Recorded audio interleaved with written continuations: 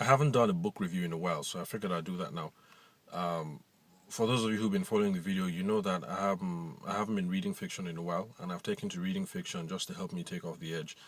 Now, I've been trying to stick to science fiction books, but I've come across some other genres that I wasn't aware of before, and well, let's just say there's some interesting things out there beyond sci-fi. I just finished a book called The Midnight Mass by F. Paul Wilson, who's an American writer, and this is it on my Kindle, so you can see the cover. Hope the glare is not. Well, anyway, so that's the cover on the Kindle. Now, for I'm sure you guys can guess that it's a vampire story, and why would you want to hear about another vampire story? For those of you who are Christians or Catholics, there's an interesting idea that they play with in this book. There is a fallen priest, falling in the sense that he has lost faith in himself and in his community because of a scandal that he suffered while he was at a previous parish.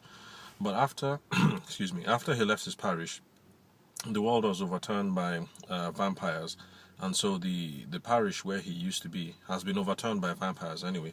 And a friend of his who was a clergyman, a Jewish clergyman, has come to get him to see how they can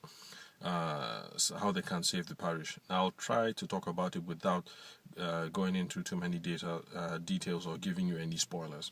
But anyway, in the high point of the story, the priest tries to say a mass in a chapel that has been desecrated. Although they've tried to clean it up, and they try to say the mass. And of course, they don't have much to use but an ordinary loaf of bread and a can of stale coke. And the vampires come in while the priest is in the middle of the mass, but he has gotten to the part where he's been able to consecrate the can of coke and also the bread. Now, for those of you who are Catholic, you know that is referred to in scholarly terms as the transubstantiation. It's quite a mouthful. That's where you turn the host, which is the bread, and the wafer. It's a wafer traditionally. So the host and the wine is transferred into the body and blood of Jesus Christ. Now, of course, the vampires they come there with the understanding that you can't consecrate a stale can of coke, because those are not the proper substances that you use during the mass, and so for them, they don't think it's a big deal. And one of them decides to have a swig of that can of coke, and lo and behold, it's become consecrated. The stale coke has become holy, and because of that, it kills the vampire. And it's just an interesting It's just an interesting idea for those of you who watching this video who are Christian.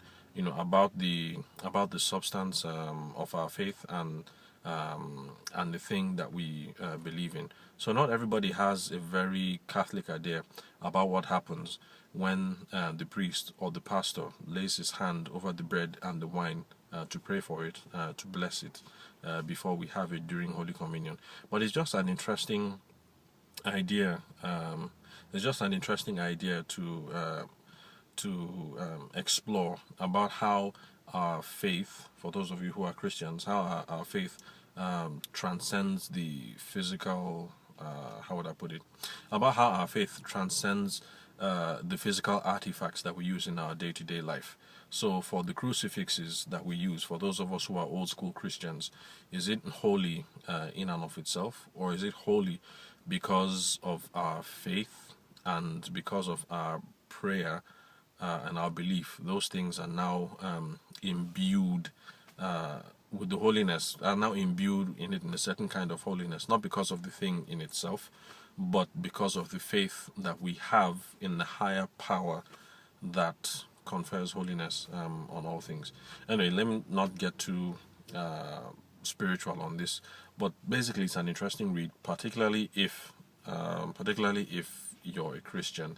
It is marketed as a horror novel.